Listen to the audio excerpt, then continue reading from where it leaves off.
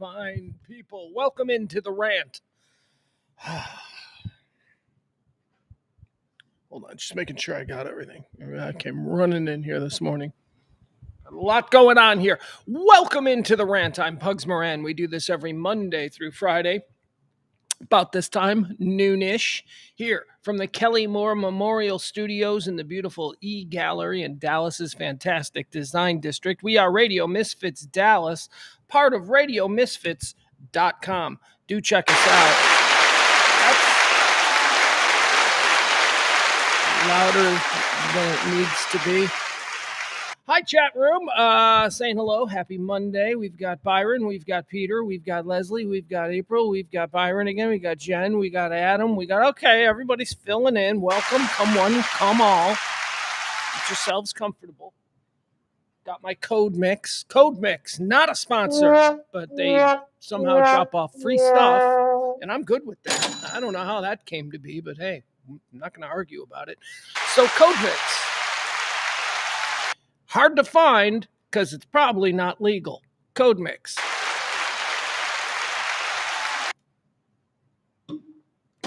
They're never going to pay me with live reads like that. Or has it made you more curious about Code Mix? I don't know. It's discussions for marketing rooms, I guess.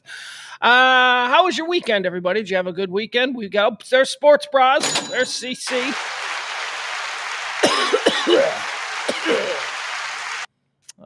Peter says the Bears game was a heartbreaker. Nah, that was fun. Not a heartbreaker. Okay, so here's the thing, okay? I'm not caught up in the whole Jaden versus Caleb thing. Here's what I like. I like the idea that the Bears have a new rival. It's nice. It's fun when you have a new rival. So it looks like the Chicago Bears, for the foreseeable future, have a new NFC rival, the Washington Commanders, and I'm all for that. And that's just simply because of the draft. And, Jaden went 2 and Caleb went 1. So the NFL is going to probably try and work with that for the next few years. They're going to turn this into, hopefully, I think, if they have their way, they want this to be Peyton Manning and Tom Brady, right? The way that those matchups were always showcased.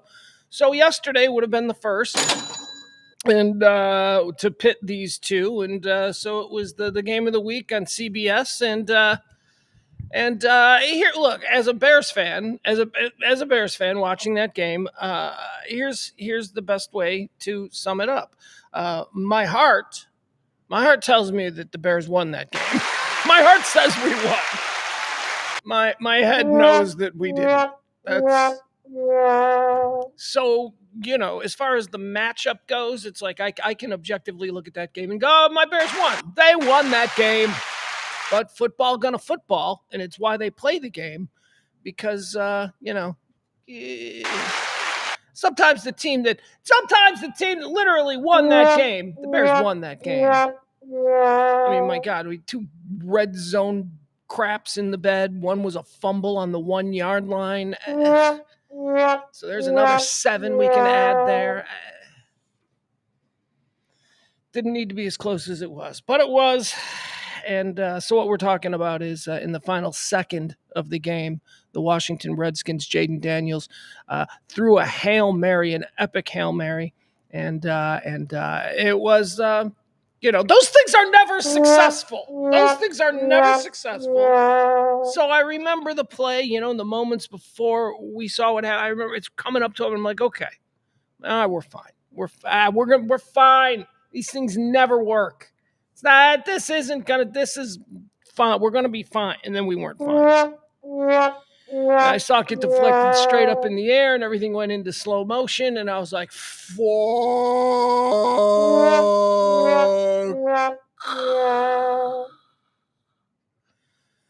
And that was how my Sunday was ruined. My Sunday, not ruined. I'm fine. Like I say, my heart tells me my team won that game. My team is as good as that other team. My team won that game.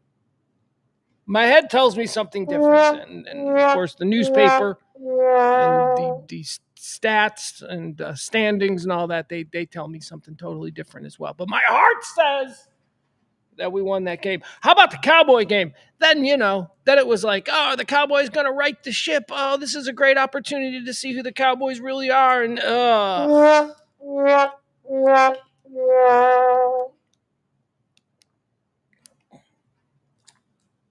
got Dalvin Cook drinking vodka on the sideline. Did you see that? We'll talk about that. We got that story coming up. It might not have been vodka. It looked like vodka. People are saying it's vodka. I don't know. It might not be vodka. What is this, 1977, with Hollywood Henderson doing huge lines of blow off the bench? Or what did they used to do? Too Tall Jones, wasn't he the one? Didn't he have the Visine that was filled with cocaine? And he had the Visine in his pads, and he'd pull it out and he'd do some cocaine right there in the sideline. And last night we got Dalvin Cook apparently doing little airplane bottles of vodka on the bench. I don't think he was. I will get into what I think it was, but we'll talk about all that kind of stuff. Let's see here. What else do we have? All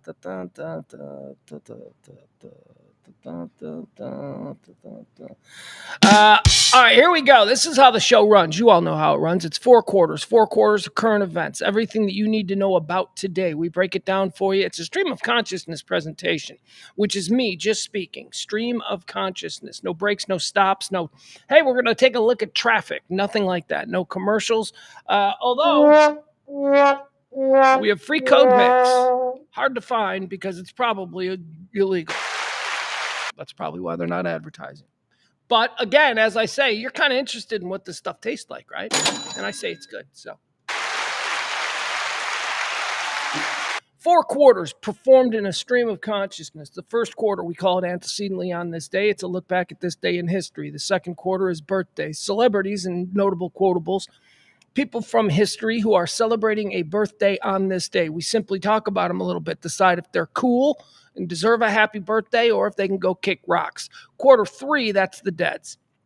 People who died on this day. Same thing as people who were born, just the opposite. What we do in this case, though, is we take a look at their lives and decide upon their death, did they ascend to heaven or did they go to hell? It's fun. Quarter 4 is hot topics, current events, headlines, everything the world is spinning about today. We get to it in quarter 4. At the end of this approximate 2-hour, you should know everything that you need to know about the world today. No one's going to come up to you and go, hey, did you hear about? Because you can say, yes, I did. I heard about it. I was listening to the rant. All right. Without any further ado, let's get started. Small talk. Let's see. What do I have? Do I have anything for you in small talk?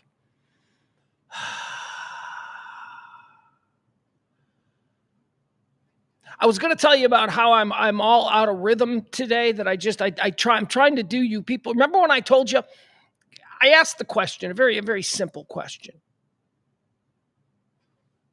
What do you people, you brush your teeth before you take a shower or after you take a shower? I asked y'all a simple question, and there was almost no debate about it. Every single one of you, to a man, said you do the thing that I do not do. What do? I brush my teeth before the shower. Before I get in the shower, I brush my teeth. I don't know. I like to have a fresh mouth when I'm in the shower. And also, remember, I gave you this. There's a very real reason. Because if you're brushing your teeth, here's what I do. I shower off, I get dry, and then I immediately put a shirt on. So I don't want to be brushing my teeth with a fresh shirt on. I get the dribble. It's just a natural byproduct. So anyway, because of you people shaming me about, somehow I don't do it wrong. I don't know if you remember, but about 15 years ago, it was revealed that I apparently wiped my butt incorrectly as well. That I'm just going to go to my grave blaming my mom for, and I ain't changing now. Apparently, I wiped my butt wrong. Okay, I also, according to you people in the chat room, I do the incorrect thing with brushing my teeth. So I've been trying to do it differently, and I changed it up today. I brushed my teeth. I brushed my teeth after the shower. And of course, I forgot. I should do it right after. Here, the process should be: you get out of the shower, you dry off so you're not dripping all across the floor. You dry off, and then standing naked with maybe a towel wrapped around your midsection, you brush your teeth, right? But I didn't do that. I went in immediately, put my shirt on, because I'm used to having already brushed my teeth before I got in the shower. And then I went, oh shit, I didn't brush my teeth. So then I got my shirt. It was a mess. And the morning's been just calamity ever since. Just a nightmare, and I blame you people. All right, what do you say we get started? It is the rant for the 28th day of October, year of our Lord 2024. 302 days have been torn off the calendar of 2024. There's only 64 remaining. So, as we say, 64 days, that's 2 months. Get those New Year's Eve plans started. Let's get Let's get started with quarter one. We call this antecedently on this day. What is antecedently on this day? Well, I'll tell you, it's nothing more than this day in history or previously on October the 28th. We take a look back at some of the events that have helped shape our understanding of this day. Antecedently on this day, year of our Lord, 1492.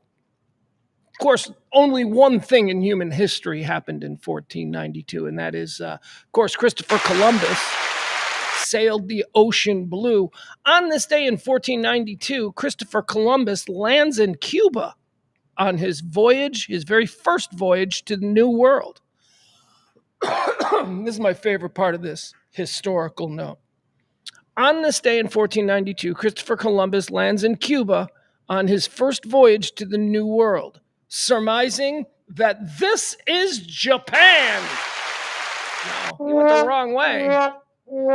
Dude was way the wrong way. This is Japan, land of the samurai and the cigar and banana, apparently. Yeah, he was lost. Columbus didn't know where the fuck he was. Antecedently on this day in 1636, 1636, I only mention it because I didn't think it was this old. 1636, the Massachusetts Bay Colony votes to establish a theological college, which would later, of course, be named and known as Harvard University. On this day in 1636, still fighting with my kid over the Ivy League. I want my kid to go to an Ivy League school. If my kid has an opportunity to play football and his grades, because his grades are really good, and his grades are like good enough to get, I want him play. I would much rather have my kid playing at Harvard or Yale or Princeton than at Alabama, because or Florida, right? That's his new thing. Dad, I want to go to Florida. I'm like, Florida sucks. What do you mean you want to go to Florida? That's a school for morons. That's what I tell him anyway. So yesterday, the Bears' left tackle got injured fairly early in the game, and one of the guys that I've been touting to my son is Kieran Amangaji. He's a left tackle that we took in like the 4th round out of Yale. Yeah, I'm like, Kieran Amangaji got drafted in the 4th round, or 5th round, or 3rd round, one of those, whatever. Wasn't 1st or 2nd, whatever. We drafted a big left tackle out of Yale, and I'm like, see, they get drafted. And then he came into the game and completely shit the bed in his first action as a rookie. It wasn't good. It was terrible. It was really bad. So anyway, on this day, Harvard, a school that my son doesn't think is good enough for his talents, Harvard was established on this day in 1636. On this day in 1886, antecedently on this day, U.S. President Grover Cleveland dedicates the Statue of Liberty. That's nice. Antecedently on this day in 1919, the U.S. Congress passes the Volstead Act. This is a big one, folks. On this day in 1919, Congress passed the Volstead Act. Even though President Woodrow Wilson vetoed it, he said no, and Congress said yes to the Volstead Act. This, of course, paved the way for prohibition, which would stop everybody from being able to drink. That was on this day in 1919, the Volstead Act, over the veto of President Woodrow Wilson. On this day in 1919, the Volstead Act passes Congress. On this day in 1962, I told you, right? 13 days in October, the Cuban Missile Crisis. We'd probably be talking about something for 2 weeks, right? Well, here we are. End of 2 weeks. It was on this day in 1962, the Cuban Missile Crisis ends. Premier Nikita Khrushchev orders the removal of Soviet missiles from Cuba. It's over. No more. Every day in the antecedently section, we've had something concerning the Cuban Missile Crisis. It's over. We won. The good guys won. Although, nowadays, I'm sure you get all these people. No, we weren't actually the good guys. Why shouldn't Soviet Union be able to put missiles in Cuba? Putin's our friend. Idiots. Bunch of morons. Antecedently on this day, 2009, United States President Barack, am I saying that right? Barack Hussein Obama signs the Matthew Shepard and James Byrd Jr. Hate Crimes Prevention Act. That's probably a good thing. There you have it, Q1 in the books, antecedently on this day. Now let's do some birthdays. They claim it's their birthday. I have no way of knowing whether or not it is truly their birthdays, but let's just go with the published reports. Born on this day in 1914, again, cool or not. Born on this day in 1914, Jonas Salk. Jonas Salk, what did he do? He cured AIDS, right? That's what we're going to say, Jonas Salk. Jonas Salk cured AIDS. Happy birthday. Some with iron lungs. He did something with people with iron lungs. Polio. I know it's polio. Stop it. Born on this day in 1936, Charlie Daniels, American singer, songwriter, fiddle player, and guitarist. He died in 2020, but Charlie Daniels would be celebrating a birthday today, born on this day in 1936. Never went down to Georgia. Ding, ding, ding, ding, ding, ding, ding, ding, ding, ding, ding, ding, ding. I like Charlie Daniels.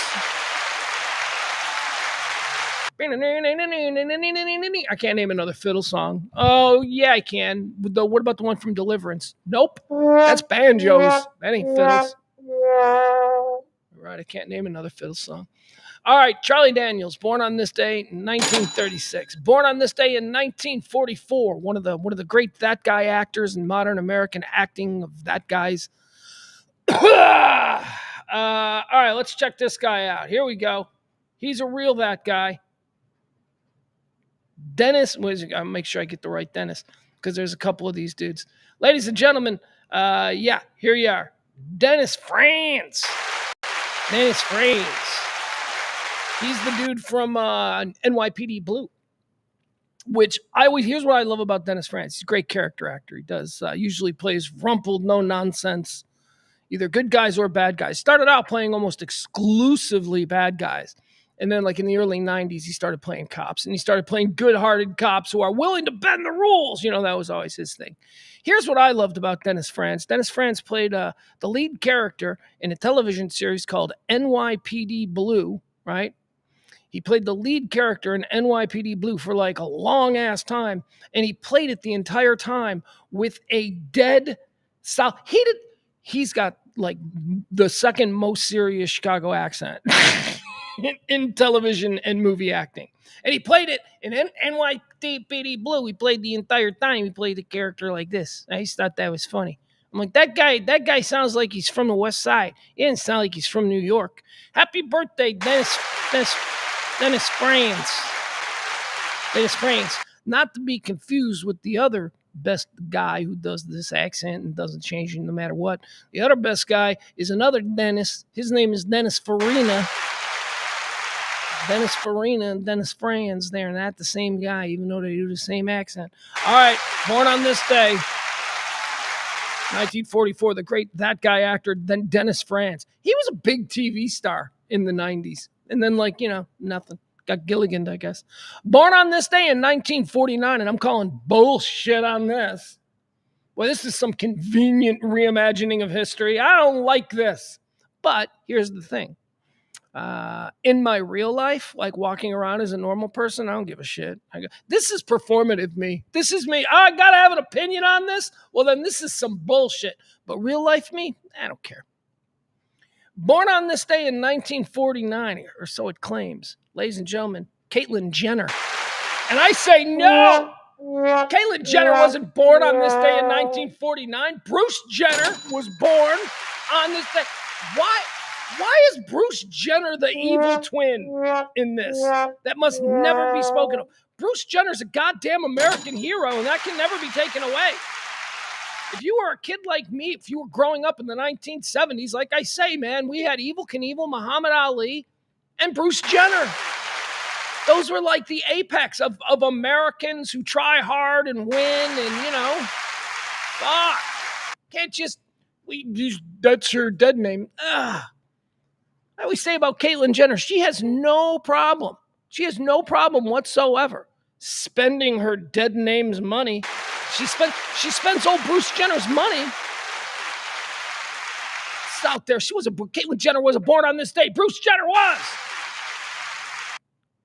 And again, in real life, it doesn't bother me. It just kind of irritates me as a point of principle that Bruce Jenner is a real person. I am not going to pretend that Bruce Jenner, I am mature enough to understand this whole complicated thing, that Bruce Jenner was a dude. He was a great athlete. He was one of the greatest athletes in American Olympic history. And then later in life, he discovered some things about himself, and now he's a woman. See, I'm mature enough to be able to process all that. I don't need to pretend that Bruce Jenner never fucking existed. But okay, we'll continue. Happy birthday, Caitlyn. Born on this day in 1949. All right, let's go. Keep going here. What do we got? Born on this day in 1955, Bill Gates. Bill Gates. He the richest man in the world? I don't know. It depends. Like every couple of weeks, it changes, right? He's always right there, nipping at old Elon's tails. And you also got that dude who owns like Louis Vuitton. He's always up there too. Bernard Arnault. Whatever. Bill Gates, born on this day in 1955. Nerd with a lot of money. All the nerds have the money. The Bible says the meek shall inherit the earth. 2024 is kind of proof of that. Bunch of dorks with their money.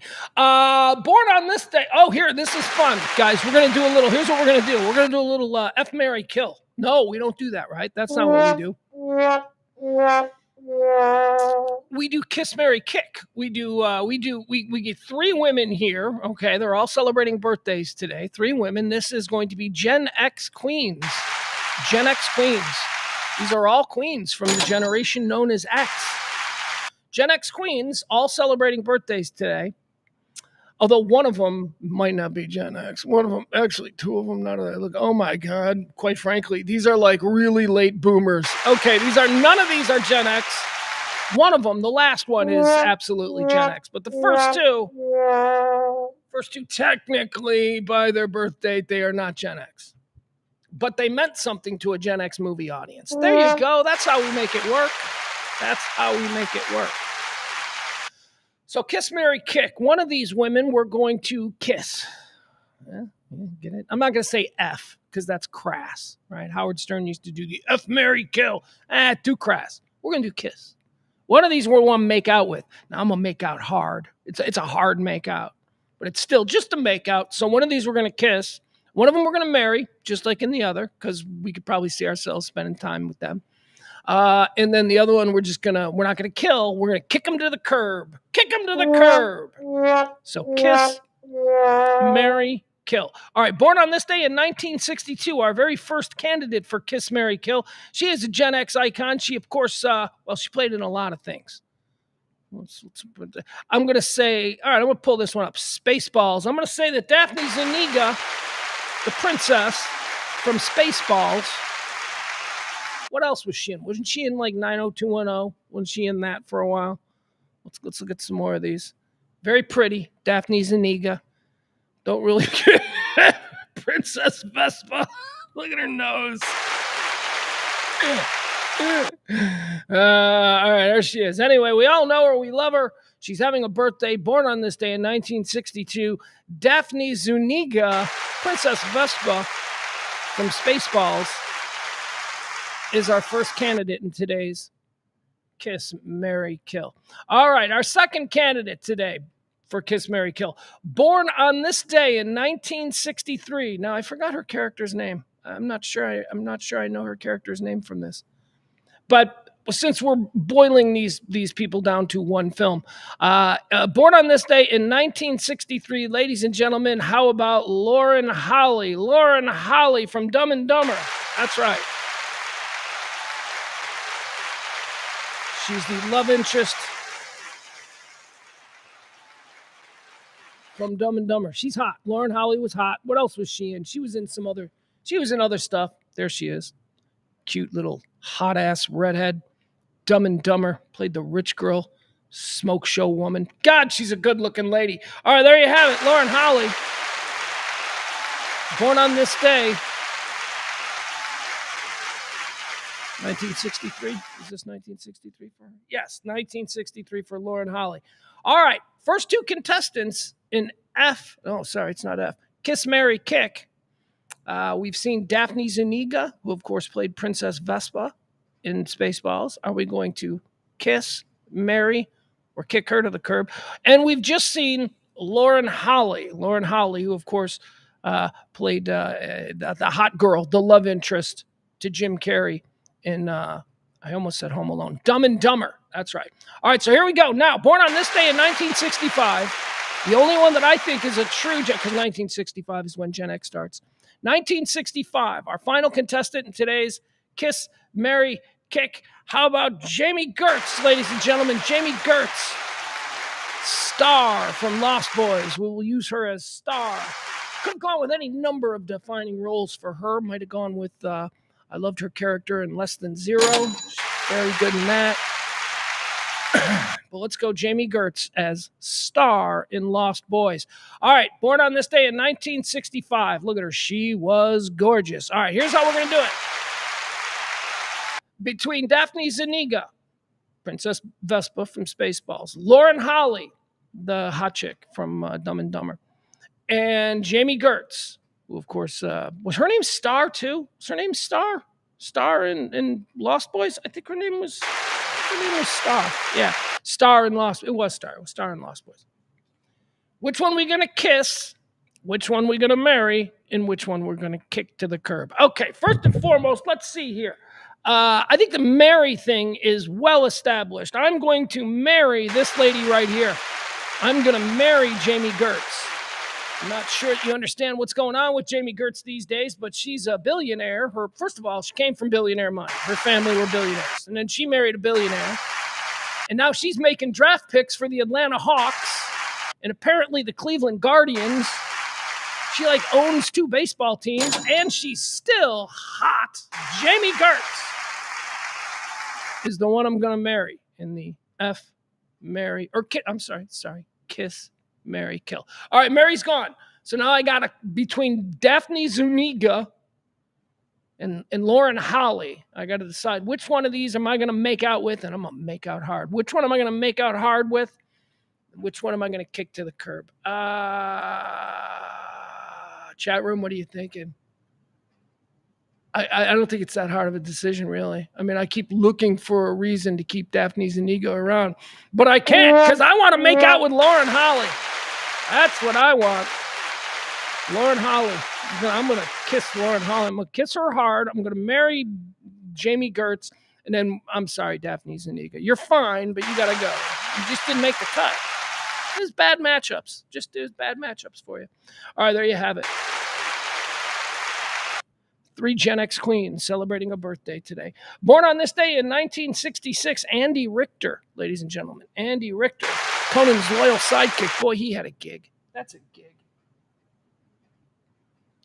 No pressure, he's Conan, who was Conan had all the pressure. Conan made the bulk of the money, and it was all Conan's not. But you want to talk about riding coattails? Andy Richter, that's a good gig, man.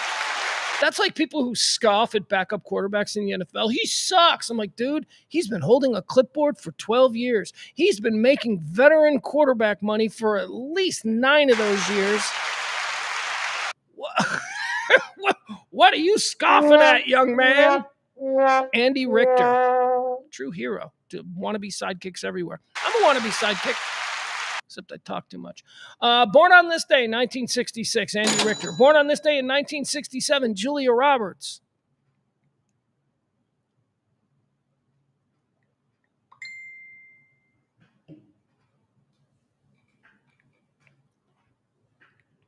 Yeah, all right, fine. Julia Roberts, okay. She's like what, the female Tom Hanks, right? Isn't that where we'll put them in our heads now if we've got to somehow classify the last 50 years of Hollywood stars? It's like for every Tom Hanks, there's a Julia Roberts. Okay, I get it. She's an icon. She's not going anywhere. She's She's gonna still get real. She's gonna be Dame Julia Roberts. You know, she's not English, so she'll never get that actual title. But who knows? You know, if King Trump becomes whatever, we might have new things. So that might be cool. Lady Julia Roberts. You know, that's who she is. Is she good and stuff? I don't know. Is she just Julia Roberts? Isn't she just like Julia Roberts and everything? She was really good in something recently, though. Was she really good? She was really good in something where some Watergate thing she just did. I don't know. Whatever. There you go. That's my riff on Julia Roberts. She's got a big mouth. She's bony. For about a year, I thought she was so beautiful. For like a year, I just thought she was so beautiful. And then I don't know what happened. I don't know what happened. Stopped being interested in Julia Roberts. Pam Anderson must have been invented. I don't know. They all of a sudden I got a Pam Anderson around 92, 93, and I'm not interested in Julia Roberts anymore. It's okay. It's fair because, you know, Julia Roberts replaced Demi Moore. All right, moving on. Happy birthday. There you go. Happy birthday, Julia Roberts. Born on this day in 1967. Born on this day in 1972, Brad Paisley. Don't know dick about Brad Paisley. Here's what I know. Respect to Brad Paisley. I know he's a very, very big star, and I know that he is very big in country music. But he is another one of these guys who, if he walked in here to the beautiful E Gallery on Dallas's Design District, if he walked in here right now, I wouldn't go, "Hey, Brad Paisley just walked in." I'd be like, "Who's that dude? Who's that? Who's that?" I wouldn't even know what he looked. I would just say, "Who's that dude?" Because I wouldn't know. I don't even know who he is. Happy birthday, Brad Paisley. He the one married to Nicole Kidman? Is he married to a Kidman or something? Is he married? Wait, who's okay? One's married to a Kidman and one's married to a Stefani. Like just in the interchangeable generic country music dudes who I should know way more about, but I don't. Who's the one? Is Brad Paisley the one married to the No Doubt girl? Who's the one that's married? Who's married to Nicole? I don't care. You know what? Happy birthday, Brad Paisley. Born on this day in 1972. Born on this day in 1974, Joaquin Phoenix. I got nothing on Joaquin Phoenix. He's a weirdo. He's always been a weirdo. We somehow let him back into mainstream Hollywood after the Joker, and now he's being weird again. And you know what do you want from me?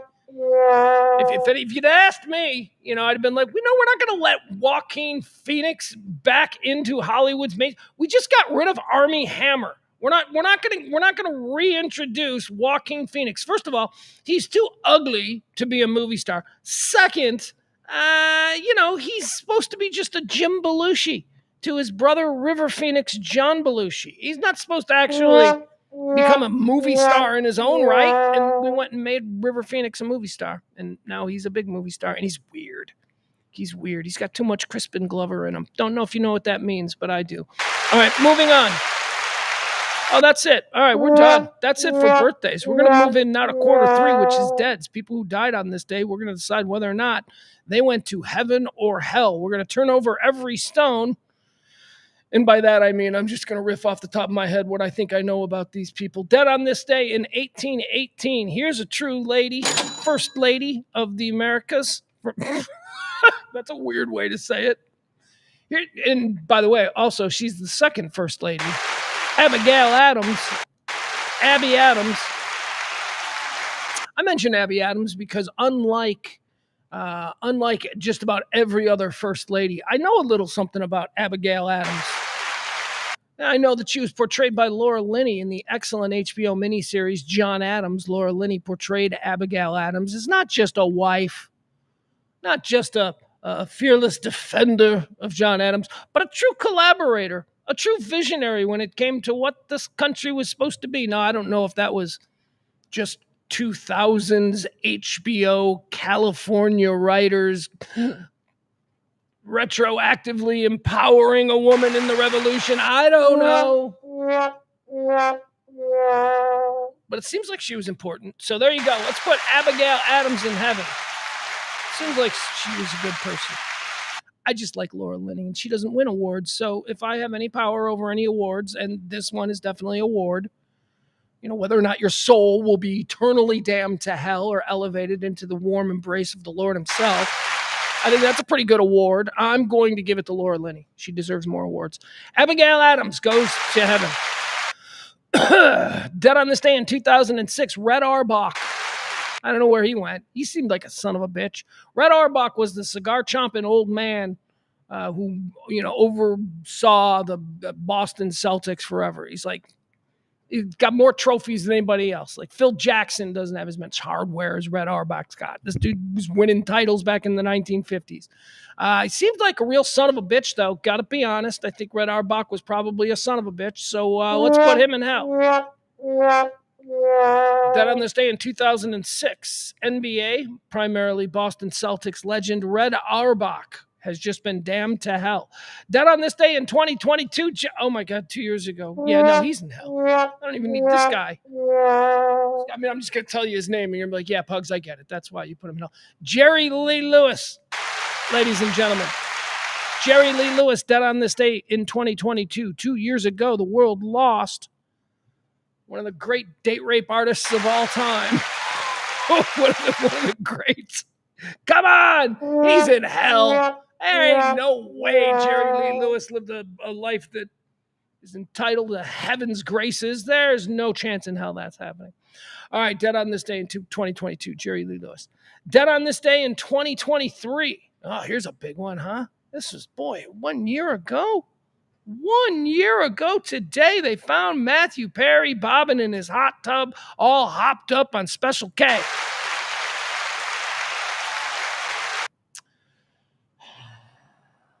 Yeah, whatever. I mean, what are we supposed to do with this? I've had a year now to sort of cycle through my whole feeling on Matthew Perry.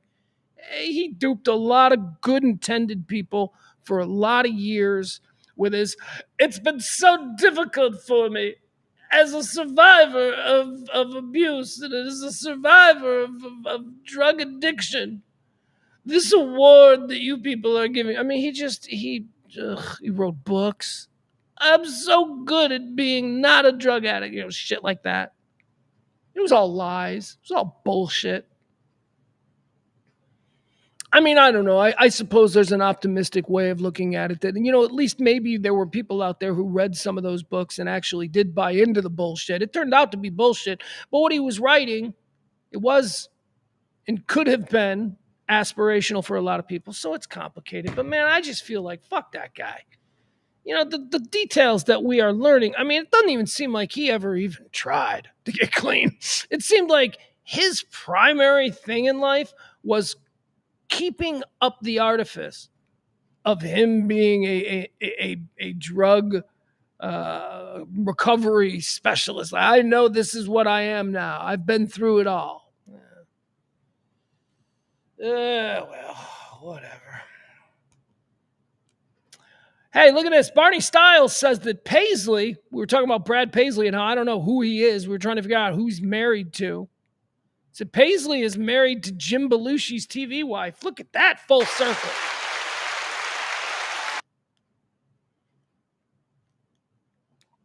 Peter says Matthew Perry's father is John Stossel. That's wrong. I mean, whatever. You're close. You're in the ballpark. It ain't John Stossel.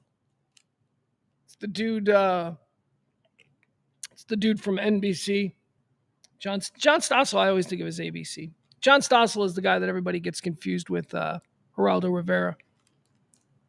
Now, Matthew Perry's mom married an NBC Dateline guy. A guy who's, God, I can't think of his name. But he's got a real interesting way of talking. Bill Hader used to play him on Saturday Night Live. He used to, tell me more. Whoever that guy is. I can't think of him. But that's who Matthew Perry's stepdad is. Not John Stossel, but you're totally in the ballpark. You know what you're talking about. You just, like so many of us, you just got one detail wrong. And all of a sudden you got Adam Rayna, the Adam Raynas of the world, barking down your neck. You were in the ballpark. That was close enough. Now Jeff is making. I really don't care. It was just a throwaway. Wondering who he's married to. Keith Morrison. Thank you, Leslie. That's who it is. Keith Morrison. Is Peter going to double down on the John Stossel? Because it's just wrong. It's easily findable. Like, I don't know, like yesterday morning, I was watching a thing on NBC Sunday Today where the whole family, the Matthew Perry family, gathered for the anniversary, and it was basically led by Keith Morrison. John Stossel was not there. I mean, I know who John Stossel is. Is John Stossel the one that got hit by the wrestler? I think, isn't John Stossel the one that got popped in the ear by the wrestler like a million years ago? I think that's who John Stossel is. And that's everybody for years was like, Geraldo Rivera got slapped in the ear by a wrestler, because John Stossel and Geraldo Rivera looked very similar. They were both non-white guys with mustaches. So, all right, what else do we got here? Matthew Perry, he's going to hell. He was a lying sack of turds. So he can, that's going to do it. That's it. The first 3 quarters are in the books. Let's move in now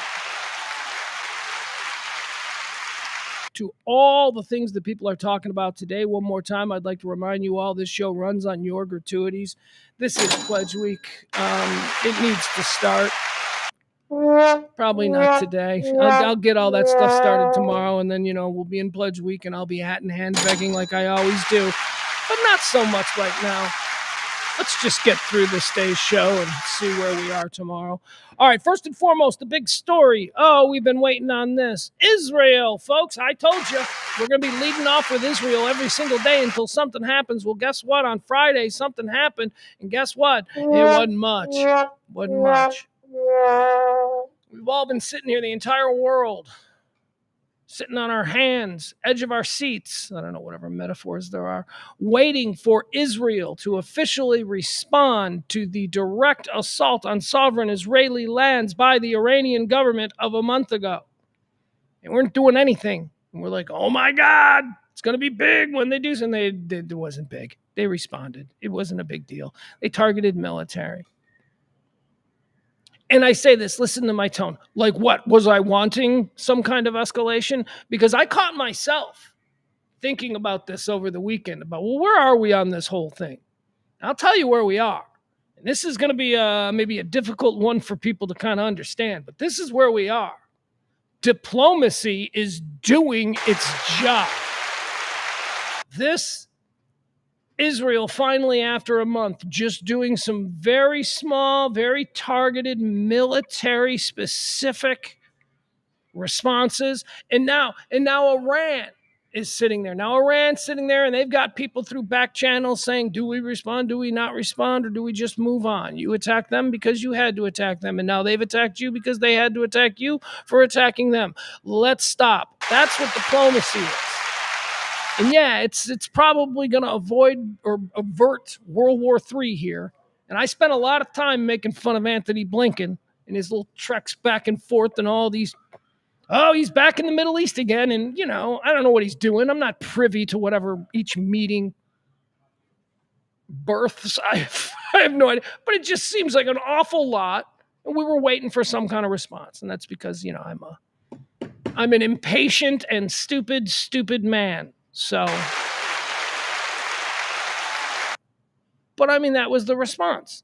And a whole bunch of innocent people weren't killed. And so I don't know. So we'll see. But these sort of measured responses where it's not getting crazy out of hand. I mean, I know, easy for me to say, right? I don't live in Gaza. Ask the people of Gaza if it's getting crazy out of hand. We all acknowledge that has gotten crazy out of hand. But we're talking about the secondary situation that is bubbling up between Israel and Iran. Okay, that's what we're talking about. Before that gets crazy out of hand, let's just sort of see if we can't back up on that. So, I don't know. Ball is in Iran's court. What does Iran do now? Iran didn't immediately respond. Experts are saying that if Iran had immediately responded, that would show that Iran's like, no, it's on, let's go, we are all in. But they don't think Iran is all in.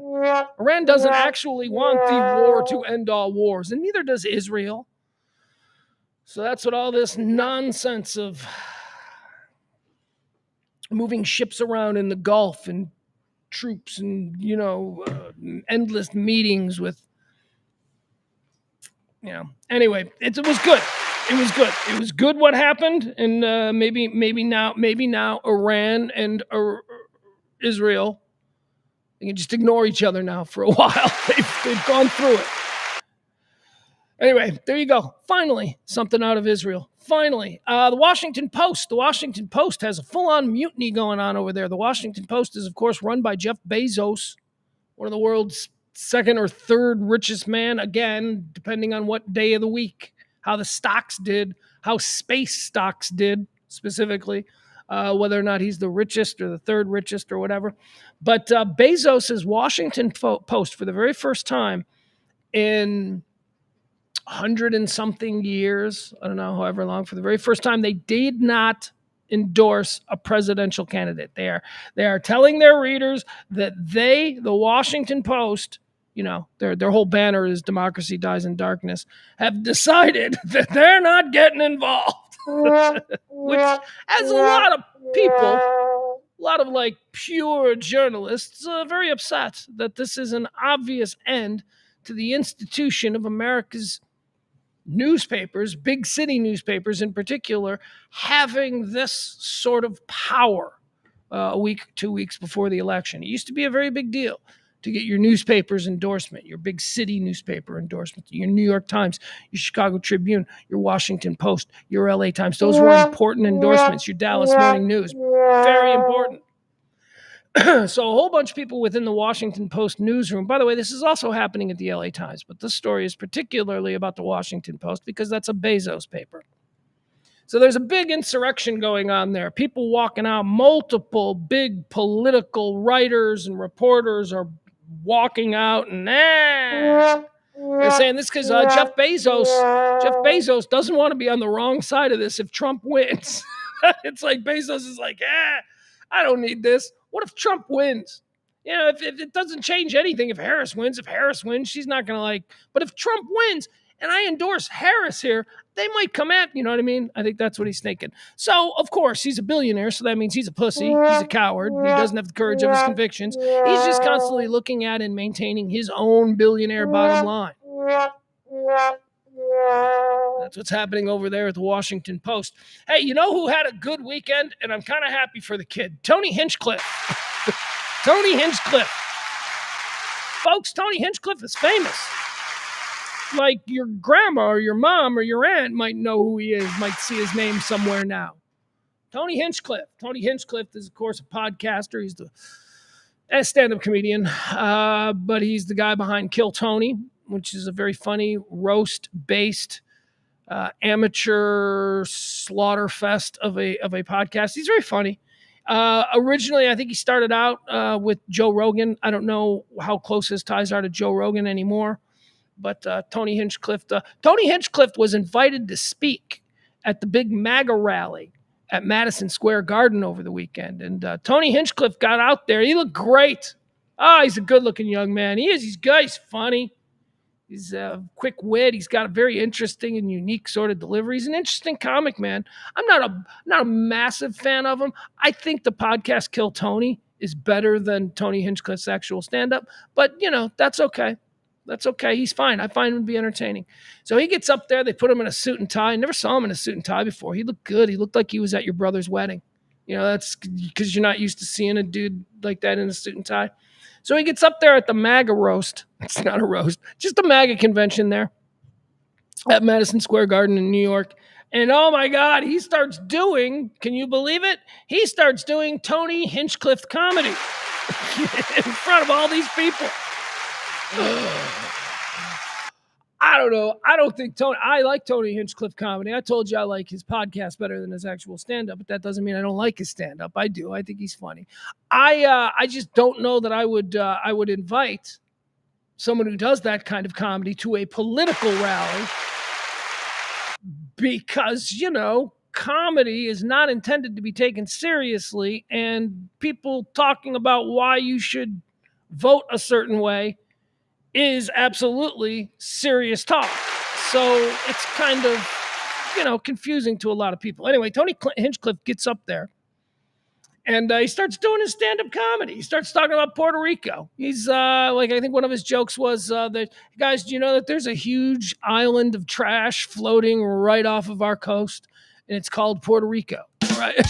so now, like all these people, all these Puerto Ricans, J-Lo, this is why I'm endorsing Kamala Harris. Why?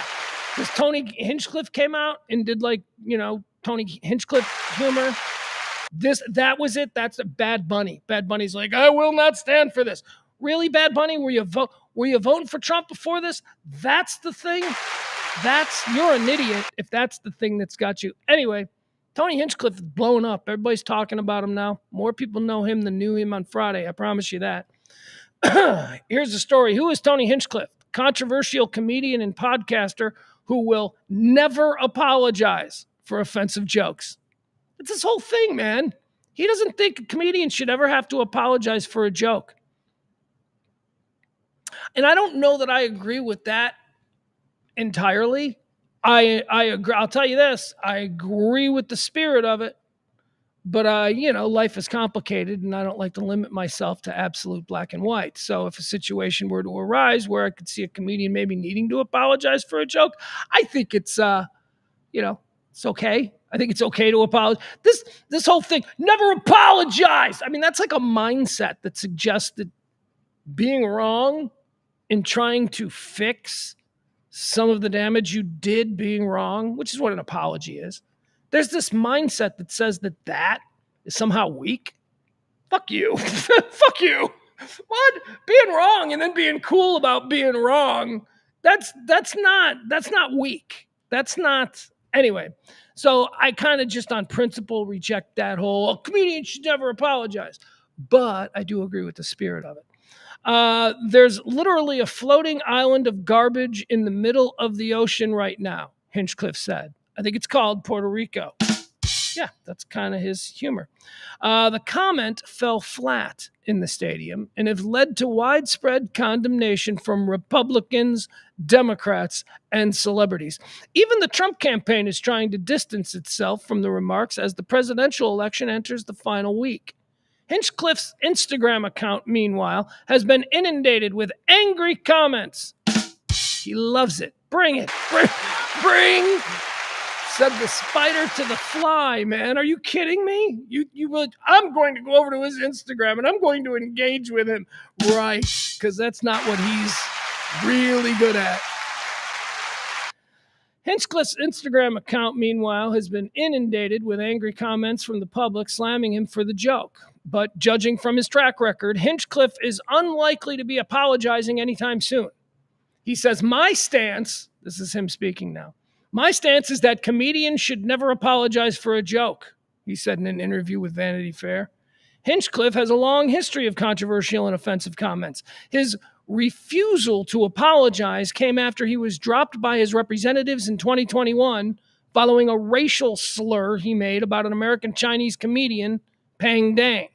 Footage of him insulting Dang went viral and a fallout ensued.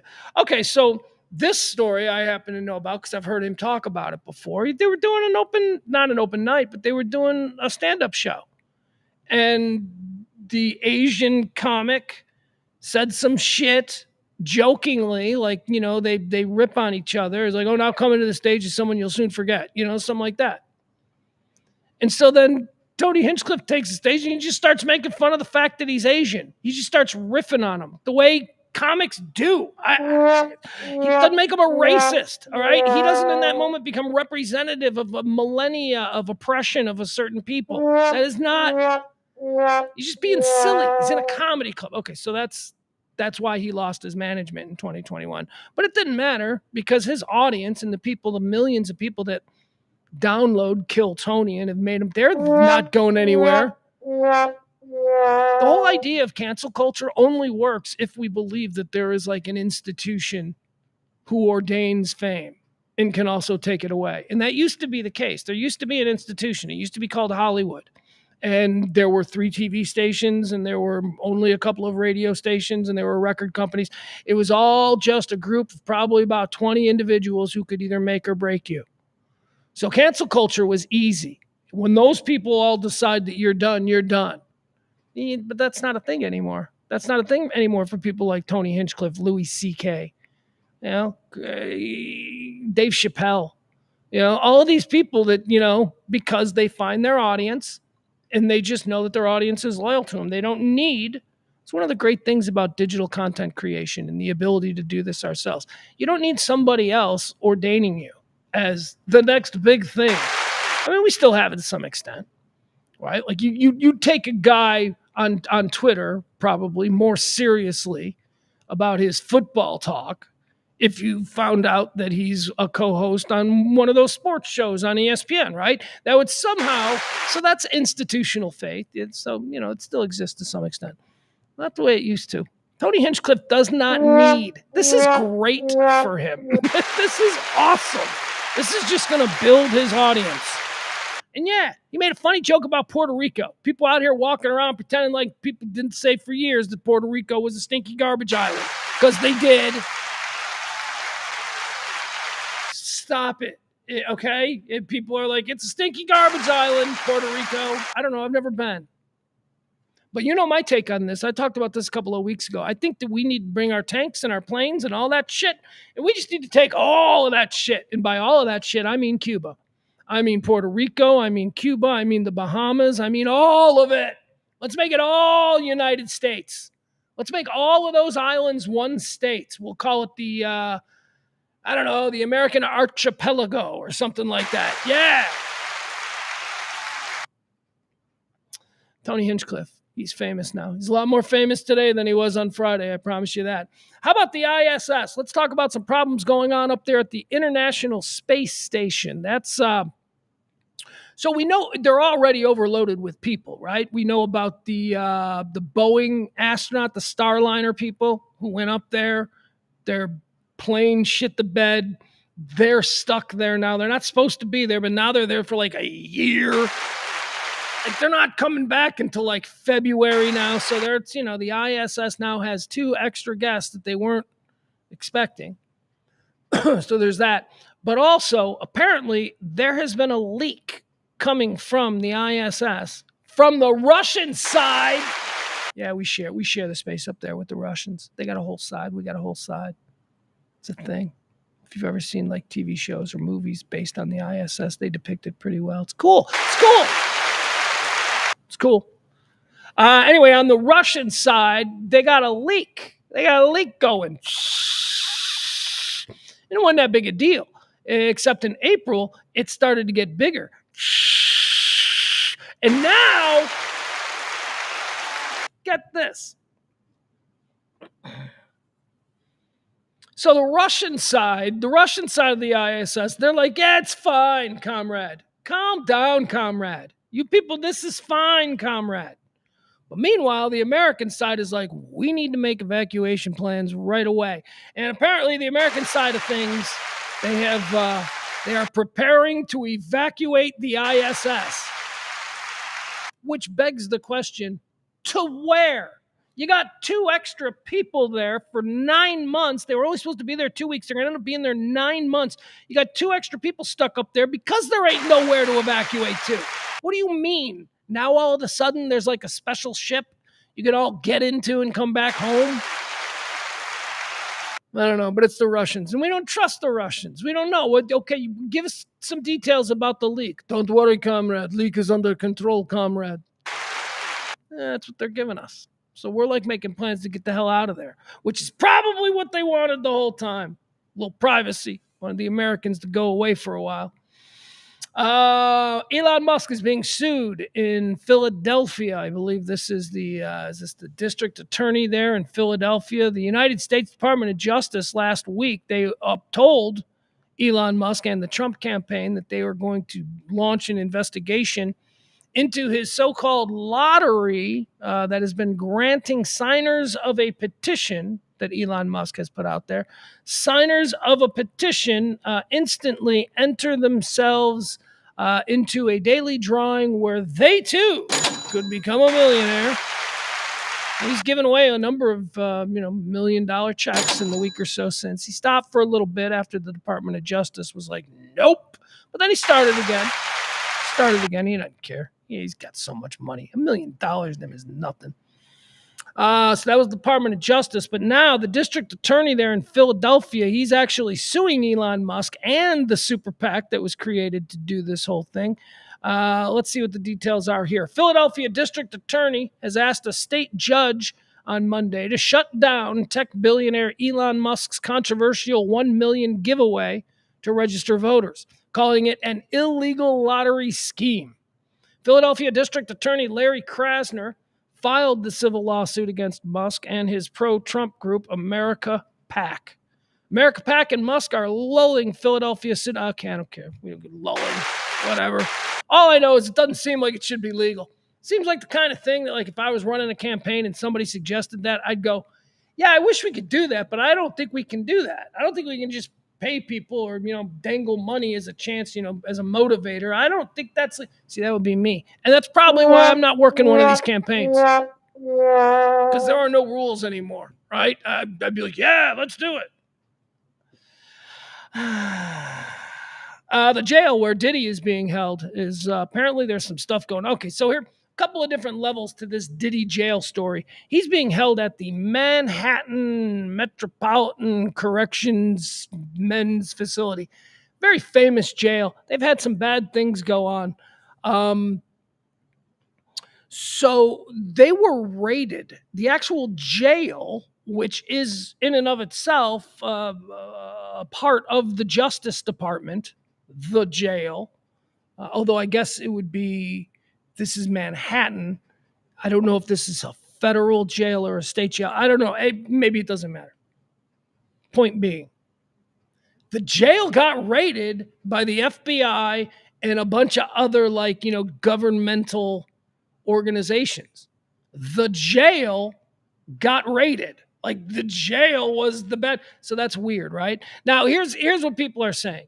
They're saying that this is going, well, here, I'll read you exactly what, and then I'll tell you my stupid, dumbed down version. Investigators from federal agencies have launched an interagency operation on Monday at the troubled lockup in New York City, where Sean Diddy Combs is currently being held. The jail has faced increased scrutiny over bad conditions, rampant violence, and multiple deaths to inmates.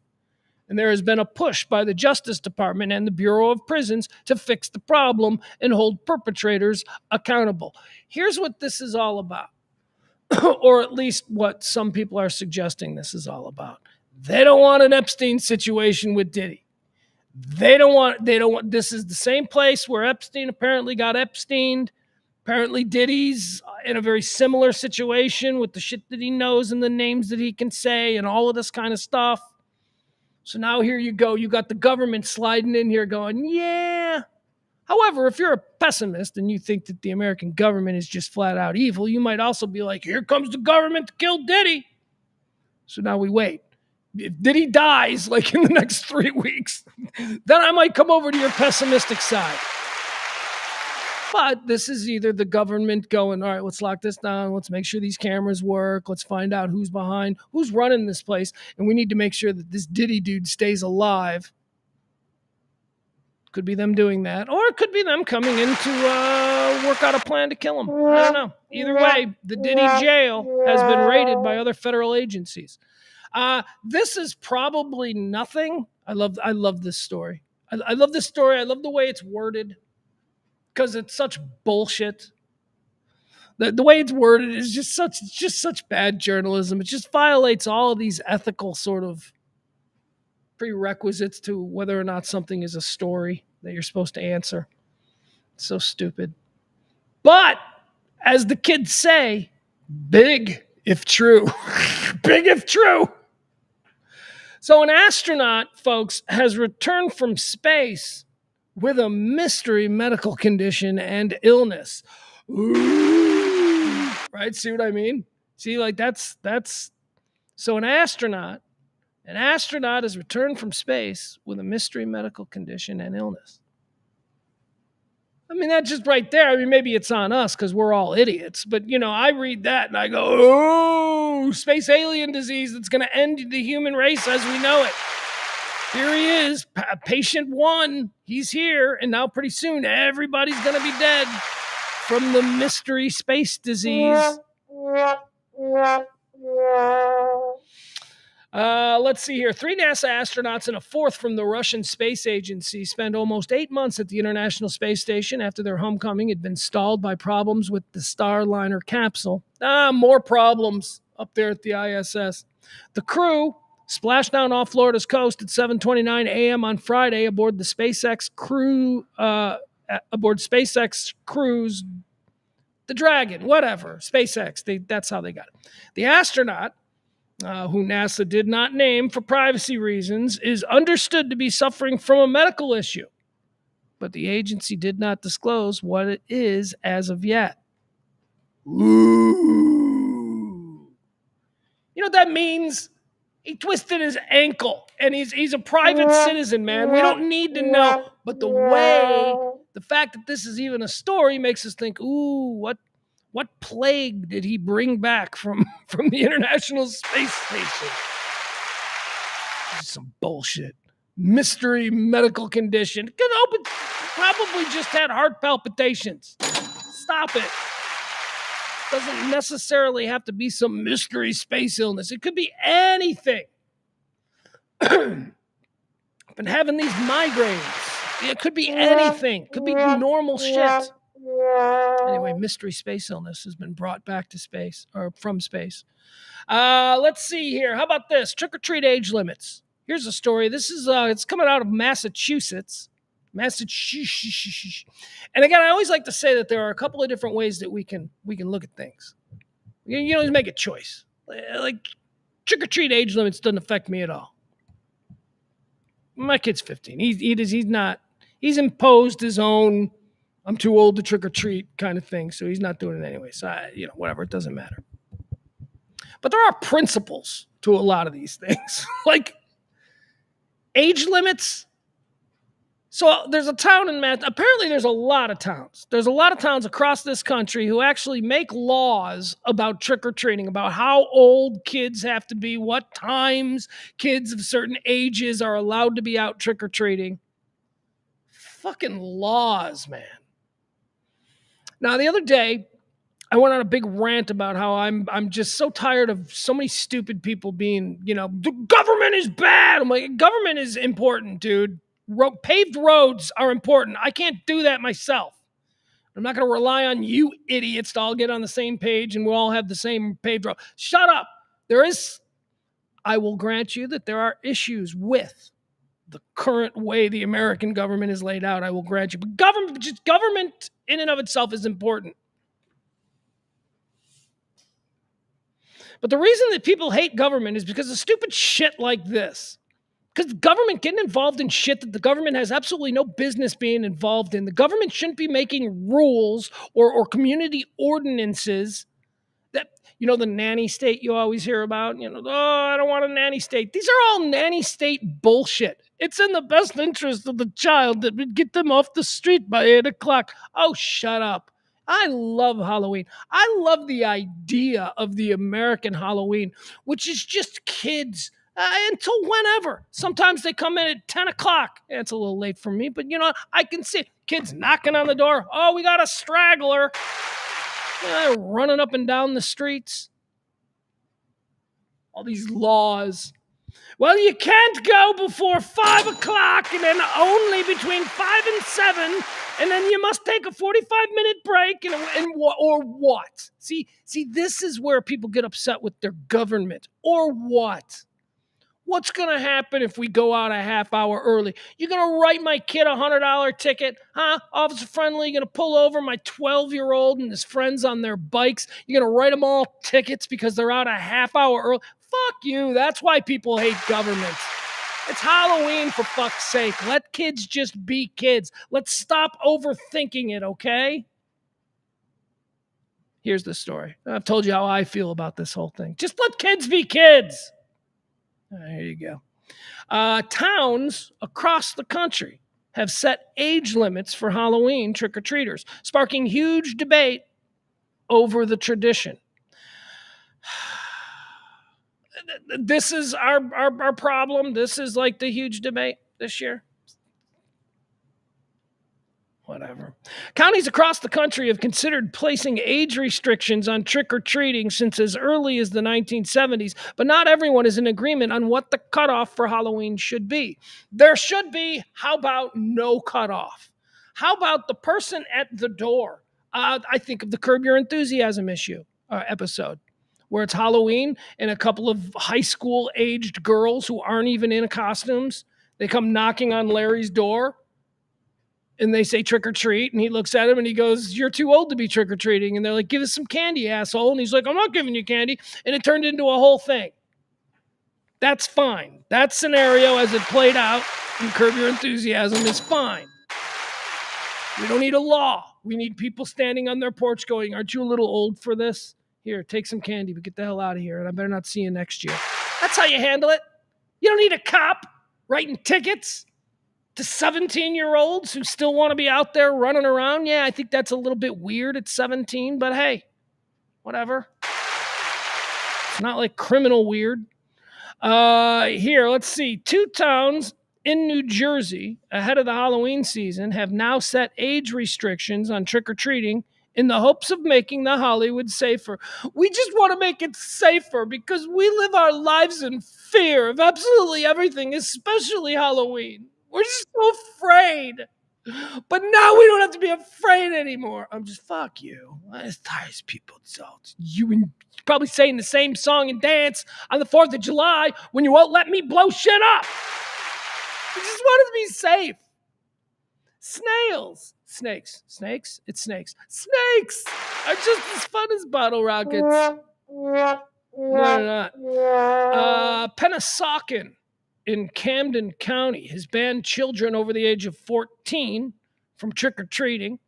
Upper Deerfield Township in nearby Cumberland County has done the same. All right, so 14. So okay, fine. Oh, you can't go trick-or-treating if you're 15. Or you tell that to the 16-year-old retarded kid who's been looking forward to this day. You go ahead. And what are you going to do? The cop going to write the retarded kid who's 16, 17, who loves going trick-or-treating? He's too old. You can't come, or what? See, this is why people just have this existential when it comes to thinking about the government. Because the government, collectively, we think it's our place to make rules for shit like this. Trick-or-treating is for kids, not adults. Oh, listen to this, Karen. Trick-or-treating is for kids, not adults. Anyone over the age of 14 cannot go out trick-or-treating. Anyone over 14 should be working in the wells anyway, or down at the mill. There are very good third shift coal mining jobs in this town that 14-year-olds should be taking advantage of, and not trick-or-treating. Seriously. Trick-or-treating is for kids, not adults. Anyone over the age of 14 cannot go out trick-or-treating unless you're acting as a chaperone. Oh, well, this person, unless I've got rules, and I would like, one of the rules that if I was in charge, one of them is you can do that if you're a chaperone. Again, fuck you, you over-officious prick. You don't make these rules. This is why people hate you. You have nothing in your life that gives you power until you took on this job as some county commissioner who now gets to decide. I'll decide if they were truly acting in the role of an official chaperone or simply out there illegally asking for candy. It's not illegal to ask for candy. It's not illegal to go up to a door. This is the other thing. This is not a crime. There is no law. There is no precedent. We're all, because we want to enjoy the benefits of a civilized society. We all play along with the construct. Right? Nobody's going to go trick-or-treating at midnight, right? But there's no law. We don't have a law that you can't go trick. But nobody's going to do it, right? And we adhere to that. We can kind of be trusted. Anyway, yeah, so whatever. Over-officious local towns. This is the problem with our schools. Our schools are the local school boards. It's the local people who don't know what the fuck they're doing, they're given power, and they just screw it up. I think that only if you're acting as a chaperone should you. What else do we have here? Here's an interesting study. Manly men die way earlier than pussies. If you're a pussy, you're going to live a long life. If you're a manly man, you're going to die. And I would say, well, duh. Like, I imagine manly men, they probably are more violent. Their head is probably getting hit with stuff more often, whether that is fists or rattling around inside a helmet because they're manly men. I don't know. Does masculinity shorten lifespans? A new study suggests that manly men are at higher risk of heart problems. Well, yeah. Yeah, right? Manly man probably, has more adrenaline pumping. They spend more time on ladders. Yeah, pussies, what are they doing? They're not doing anything. They're wearing sweaters and sitting behind a desk. A manly man is like up on a roof and it's icy. His heart is going. There's some stress there constantly. A manly man is like in traffic, trying to find an address of whatever his next roofing gig is, spilling coffee on his lap. That's a manly man. A lot of stress there. Manly men, or I'm sorry, it says here, men who strongly conform to traditional masculine behaviors are significantly less likely to receive crucial diagnoses and treatments for serious cardiovascular conditions. This, according to new research. The study suggests that societal pressure on men to appear tough and self reliant may be literally putting their hearts at risk. Fuck you. Listen to that stupid study. This is like somebody spent the last 3 years spending money that somebody funded them to do this. They spent like 3 years, and you know what they came up with? Here's what they came up with. All right, I'm going to read this to you again.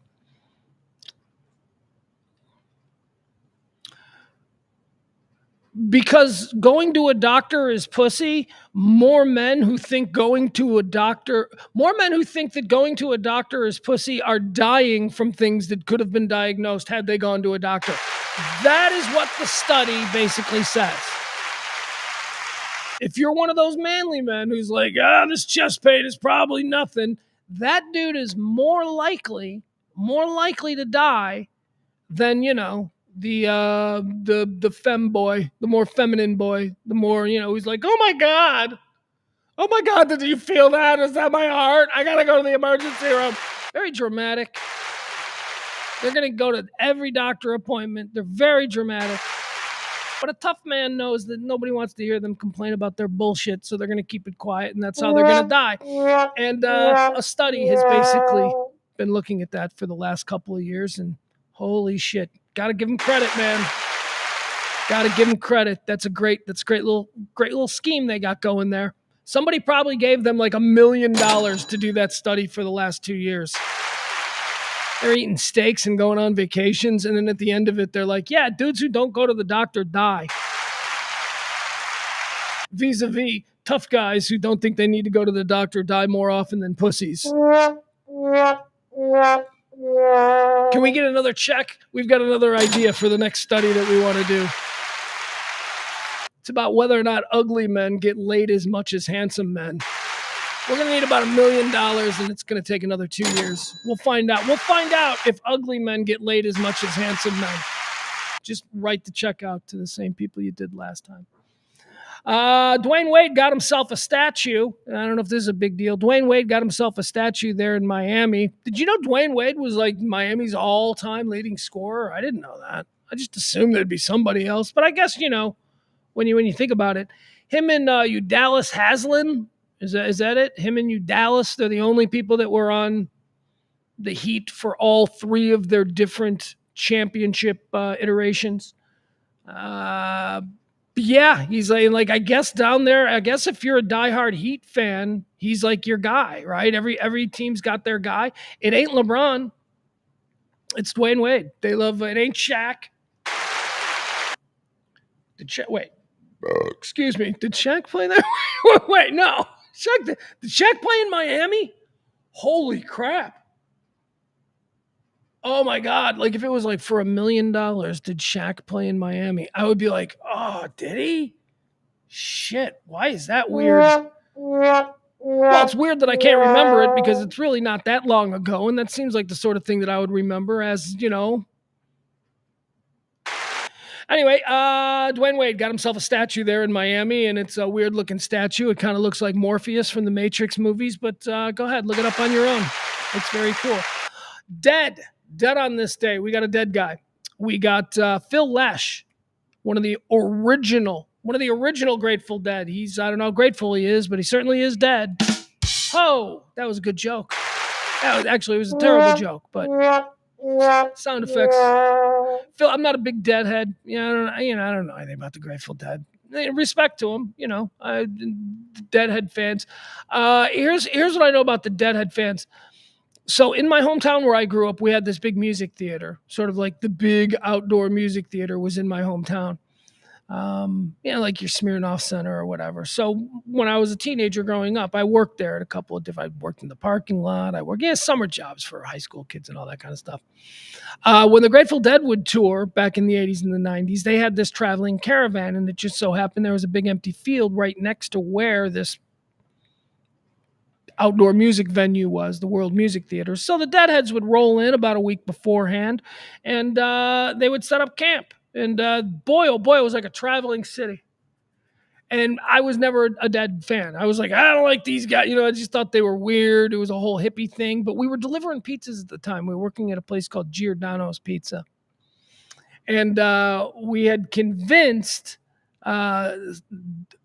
Salvi, the dude in the kitchen, to make us like a whole bunch, like 10 stuffed spinach pizzas, which is what we were famous for. And we went specifically just spinach, no meat, because we were like, Grateful Dead people, they're not going to want meat, so we just made these vegetarian. So we got like 10 large, and then there was like 5 others pizzas at the end of the night that we could just take home, which was always great. It's like, nobody came for these pizzas. Who wants them? So we took them all. And me and 2 of my friends, we loaded up all of these pizzas and we went over there and we crashed after the first night of the Dead concert. We crashed their little festival and we had, oh my God, we must have had 30 full stuffed cheese and spinach pizzas. And we spent all night there. Just selling pieces of pizza, hanging out with these dead people, just hanging out, just like drinking beer and eating pizza and telling stories and listening to these. But they were wonderful. And then we all got to go home and climb into our nice warm beds, and they slept in the dirty field. But whatever. There you go. That's my tribute to Phil Lesh, founding member of the Grateful Dead. I don't know any Grateful Dead songs. Touch of Grey. Touch of Grey. Touch of Grey is a good song, right? Right? But that just shows that I'm not a Dead fan. Like when I say Touch of Grey, because Touch of Grey was actually a Grateful Dead song that was like their only radio hit ever, and it came like 40 years after they were founded. Like when Touch of Grey was released, it got radio play because it was the Grateful Dead. They were already an institution. But I don't know anything from like the 60s and 70s. Come here, something, something, something. I don't know, right? Something about a train, a dude riding a train, high on cocaine. There's that song. I know that. I just don't know. I don't know. But that Touch of Grey, that's a good song. I will get back. Ding, ding, ding, ding. Anyway, Phil Lesh died. So he means something to a lot of people. That's a band that has definitely attached themselves sentimentally to a lot of people, and God love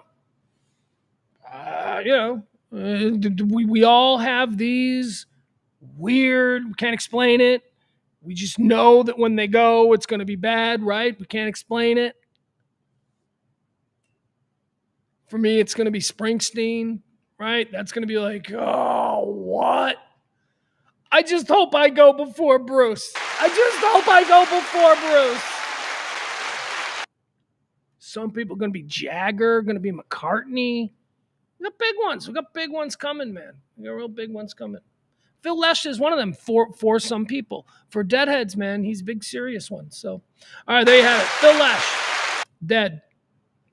I don't know if he's grateful or not. Hey, had another opportunity to do that show.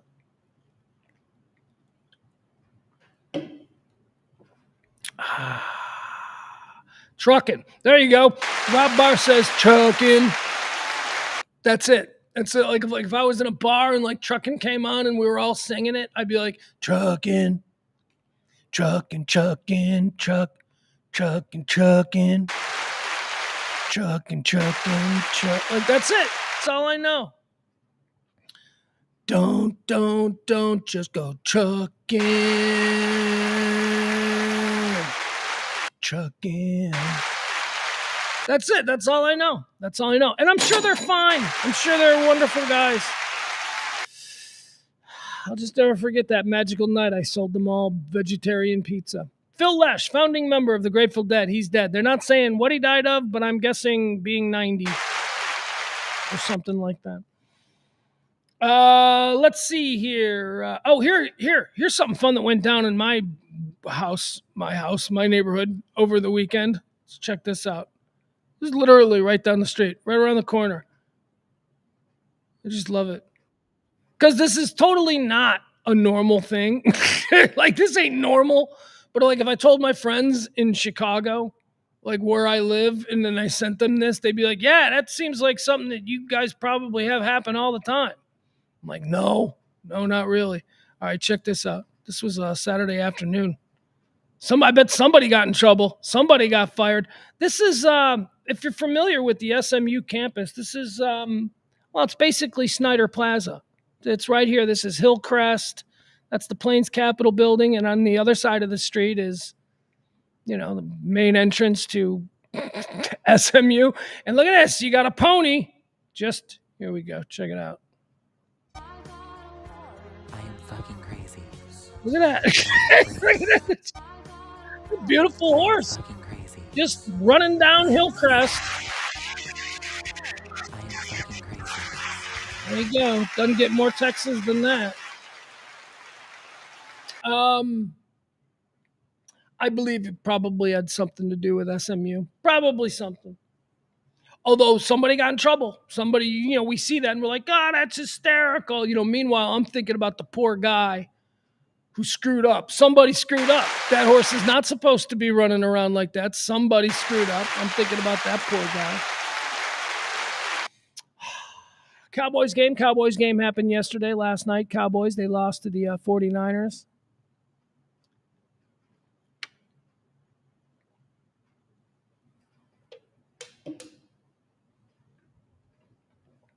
I thought the Cowboys had a chance to win that game. I mean, and I'm talking about like in the hours before the game.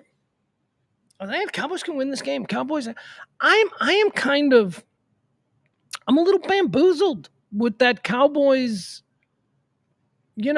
bullshit. Like I don't know. Like there's still a part of me that thinks that this Cowboys team is good. Like there's still a part of me that's like, oh yeah, 3rd and 8, no problem. Dak will pick this up. And it doesn't work anymore. It doesn't work. It used to work all the time. It doesn't work anymore. I think the Cowboys might just be a bad team at this point. I think they just might be a bad football team. Because I'll tell you what, the San Francisco 49ers are not the San Francisco 49ers. Everybody thinks the San Francisco 49ers were supposed to be heading into this season. They are banged up. Everybody's banged up.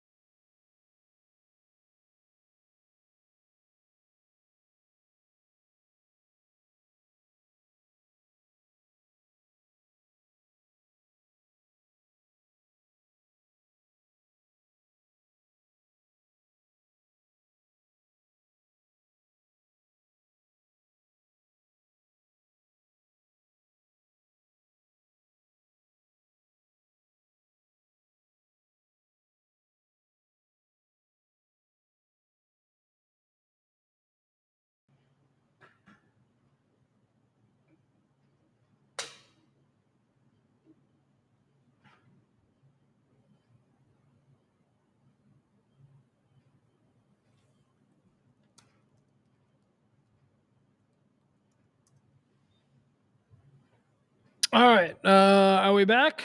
I don't know if we're back or not, or what is happening, but we had a bit of an issue with the stream there for a second. Okay. Now you're back. Okay. See, it was very confusing. All right. So we are back. All right. Very good.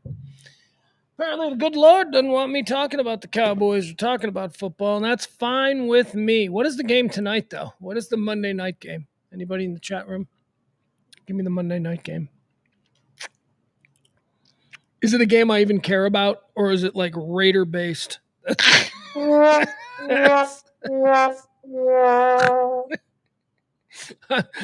shouldn't make myself laugh like that. That's what I call that's historically. I'm not interested in Raider based games. I'm just never interested in watching the Raiders. I just for some reason it's always like the worst possible matchup. It's like the Raiders taking on the Carolina Panthers. I'm like, no, thank you. I don't want to watch any Raider based football. Giants Steelers. Hell yeah. Chuckles. That's a football game, MFer. Giants Steelers. Woo! The Rooney family versus the Mara family. That is old time football. Love it. You know what else I love? I'm loving the baseball. Did you guys watch any baseball over the weekend? Oh God. Now look, I'm an established Yankee guy. I love the Yankees. Always have. They're not my favorite team, but they are my second favorite team in baseball. I'm a White Sox fan. And then I like the Yankees. My grandpa was a Yankee fan. And then I like the Cardinals. The Cardinals are my National League team.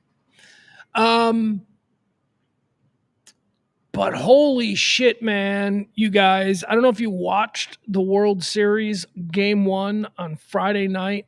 It was absolutely everything that was promised. The first World Series game in history, and they showed this crazy stat. It was like in 765 World Series games, none have been ended by a walk-off grand slam like we saw on Friday night. It was so awesome. By, of course, one of the former Major League Baseball MVPs, Freddie Freeman. Freddie Freeman, who every time, and I know this is funny because this has been going on with me for like 5 years with Freddie Freeman. Every time I see Freddie Freeman, I am momentarily shocked to learn that he's a white guy. I always thought Freddie Freeman was a black guy. That sounds like a black guy to me, Freddie Freeman. And every time I see him, I'm like, oh, that's right. He's a white dude. He's real white. Like, he's a real white guy. Doesn't Freddie Freeman sound like a black guy? Be honest. It does. Well, no, that's racist.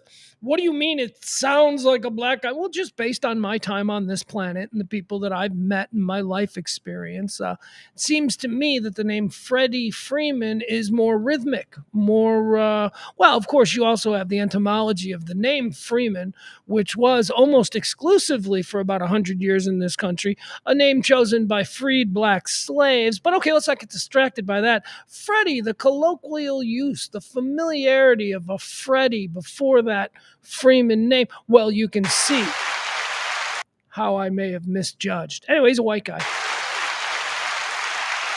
That was a weird stream of wasn't that weird? That was a very weird stream of conscious I just laid out there for you. Freddie Freeman's family are from Canada. They're super white. Yeah, they're super white. They're as white as you get. So the Dodgers win it with a walk-off grand slam, right? Game 1. I'm like, because I wanted the Yankees to win, but whatever, that's fine. Game 1, it's got to end like that. All right. Also, not gonna lie, love how after every Dodgers game, and you forget about this, but, I was at a Dodger game. I've been to one Dodger game. So it was like probably 15 years ago, 16 years ago. And they won. They were playing the Cardinals. I was actually there wearing my Cardinals hat, rooting for the Cardinals, and the Dodgers won. Anyway, seeing it this weekend is also very cool. When they win, they play that old Randy Newman song, I Love LA. and like the whole audience crowd, whatever they sing. It's cool. It's a cool baseball moment that happens there at Dodger games. You know, I love LA. It's cool. It's a cool scene. Dodger baseball, Yankees baseball, man. If you're an old baseball head like myself, you know that's it. It doesn't get any better than that. You know, you're going to draw something up. You're going to remove all your biases because if I'm drawing it up, I'm putting my team in there. But you know what I'm saying? You want to draw up the perfect World Series, remove all your personal biases. You're putting in the New York Yankees and the Los Angeles Dodgers. That's what you're doing. Game 2 Saturday night, that was a little bit more decisive in favor of the Dodgers. Dodgers are up 2-0. World Series developing, as they say, ... Okay, let me play one last thing for you here. We'll listen to this together. I was told this is very funny, so let's listen. I do not watch John Oliver. John Oliver has a show on HBO Max. I used to watch it. I watched the first few seasons. It's terrific. He's brilliantly funny. He is a real funny guy. He's got a style of writing that when he, I mean, you're like, oh, it's John Oliver. Anyway, he's just so good. But I just got tired of every week. It's, can you believe what Trump did now? And I'm like, yeah, I can. I can totally believe what he did now. I'm just tired of hearing about it. Your outrage is like, knock it off. So I stopped watching. I also stopped watching Bill Maher for that very same reason, because I'm just like, come on. I'm tired of everybody complaining about shit. Except I went back. I started watching Bill Maher again. He's gotten more interesting. He's more moderate now. As he's getting older, he's becoming more moderate. Anyway, John Oliver on his HBO show. I guess the context of this segment is when people immigrate legally into the United States and they take their test and then they get sworn in, Lee Greenwood's "Proud to Be an American" is the song that is played. It is a song that is officially played by the U.S. Immigration and Naturalization Service. So this is the context, that is the song that is played when you become an official U.S. citizen. John Oliver wants there to be a new song, so he enlisted Will Ferrell, American funny man Will Ferrell. So he enlisted Will Ferrell to write a new song, write and perform a new song specifically to be played by new immigrant. After you take your oath of country and God or whatever the hell it is we make them do, I don't know. I don't know. I just slid out in Cook County. Cook County's in Illinois, which is in America, so I never had to do any of this.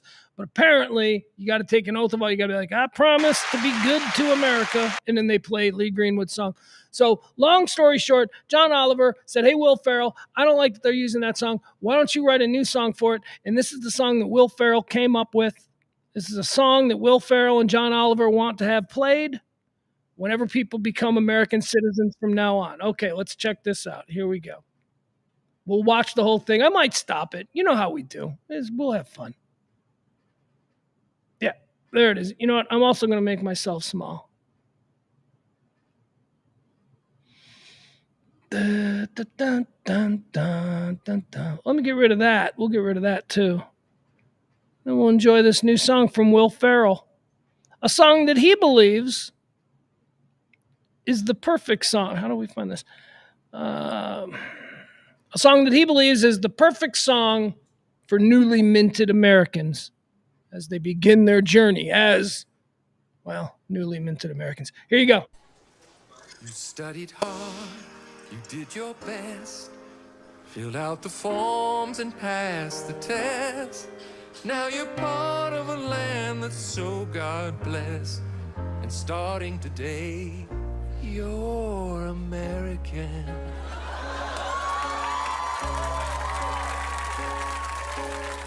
There's corn dogs and apple pie, fireworks lighting up the sky, NASCAR rodeo barbecue.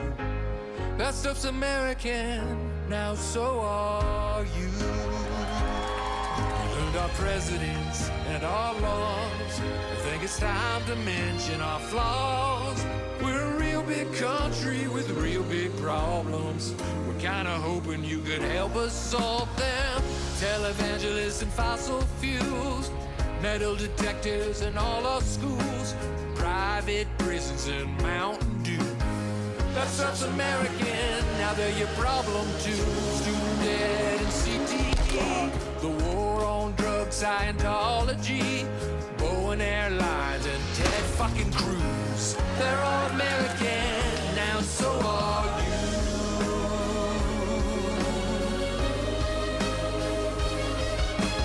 Nowadays it's harder to be free, hard to be the country that we ought to be. You weren't born here, you volunteered to join your fate to the great and the just plain. So get ready for the truck nuts and jet ski tricks, Santa Con and food on sticks, thousands of medical bankruptcies, plantation weddings and Chuck E. Cheese, big goats and LLB, tornado spirit Halloween. Holy shit, I just remembered the coup. That's us American. We sure ain't perfect, but here's to the fight. The brightest future is the one you'll ride. Wherever you come from, wherever you roam, fellow Americans, fellow Americans, fellow Americans, welcome home.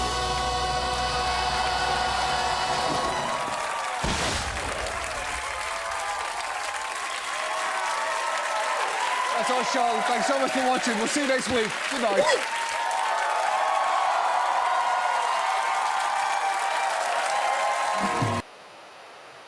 All right. All right, there you have it. Whatever.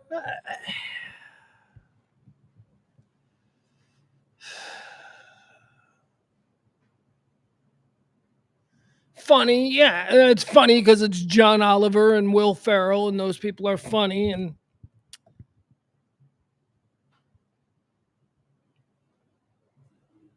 so,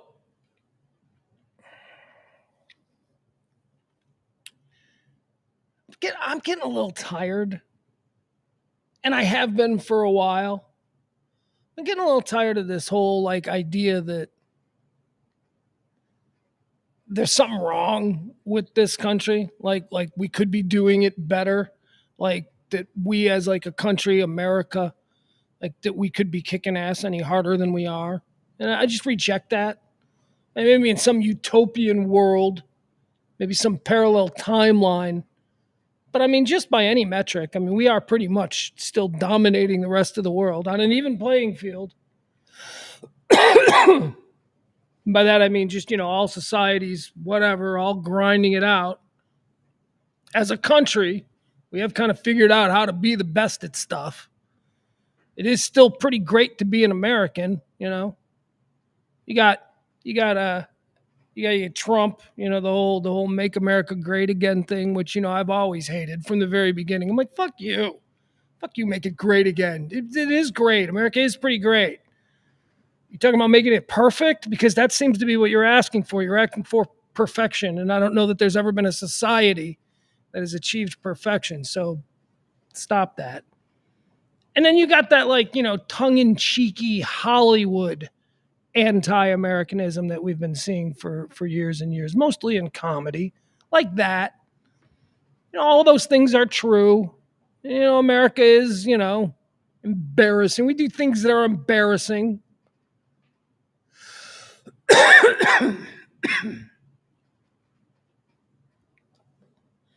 I guess what I'm saying is everybody's totally comfortable taking a big shit on our brand Our brand, our American brand. Everybody's always comfortable. They can make fun of it or laugh about it. And then, like, look at my flag behind you, right? So I got a flag behind you. I did that initially, kind of a joke, tongue in cheeky. And people were like, "Oh, what do you got a flag for?" And I said, "Well, it's because I'm a little bit tired of like anybody who loves this country somehow being considered politically one way, or like the right. Let's be honest, the right and their flag pins and all that kind of stuff. They've sort of stolen the branding of America." And those people with the flag pins, a lot of them, they're all like, "We got to make it better because this place sucks." And I push back on that. I also push back on the left, the Hollywood hatred of America, where we're just all a bunch of fucking inbred, hillbilly, dirty fucking. Push back on that too. I don't know. Everything's it's like the humor is lost on people, and they just start thinking about it as that being real. And then we just kind of normalize the idea that America is fucked up. Everybody's like, "Well, it's never been worse in this country." Oh, shut up. You point me to a time, to a decade. I don't care. An age. You tell me when a 50-year-old man would stand up and go, "Times are fucking great. I am telling you, I know that it's January of 1865, but times are just great." And I just think somebody needed to say that life is not going to hell in a bucket. It is actually really good right now. Nobody's ever said that. Every time, every moment is always the worst. Armageddon's coming. Going to hell in the bucket. Oh, shut up. It's not that bad. We are, by every metric, still kicking ass as a country. I just don't know what the expectation is. I believe that our standard of living in this country is so good as compared to, like, I don't know, other places. I got an example of a place. I don't know. How about Gaza? Huh? How about Gaza? Like, even the worst conditions in this country are still better. People still have connected phones and access to internet and all of that kind of stuff. We're still doing pretty good. I don't know. Anyway, Will Ferrell and John Oliver making fun of America because it's cool to make fun of America. And it's fine. It's fine to make. America is tough enough. I'm tough enough as an American to be able to laugh at things if they're funny. But it just, it goes hand in hand with the whole idea of, America needs to be made great. That it's, that we're somehow like spiraling out of control. I'm sorry, I just don't see that. I don't think other normal people see that either. Things are pretty good. Things are actually pretty good. Gas is down. You people are nice. You people are still showing up here every day for talk radio. Normal people talk radio. I should explain that. I believe that 15% of people on the right are completely lost and they're not welcome here. I believe that 15% of people on the left are completely lost and they're not welcome here. There are 70% left over. Those are normal people, people you can have a drink with, people you can go out to dinner with, people you can be friends with. And then like 6 months in, then realize how they vote, right? But you've already, you like them, so that's who this show is for. That's 70% of normal people who still like America. Still wouldn't trade this country for. I would not. Where you want to go? Where you want to go? I will be honest with you. I would move right now. Like if somebody said, "You want to move to Dublin?" I'd be like, yeah, I'll do that. But that's more of like a life experience thing. I don't think I'd want to have been raised in Ireland. I'm damn happy to have been raised the way I was by the people who I was in the place that I was. And that just happens to be America. And I love America. Unlike so many other people. So many people don't love this country anymore. Frank says Pugs is the best. Appreciate that, Frank. Says, "Let's me see normal people." All right, that's good. I don't know what that means. Alrighty.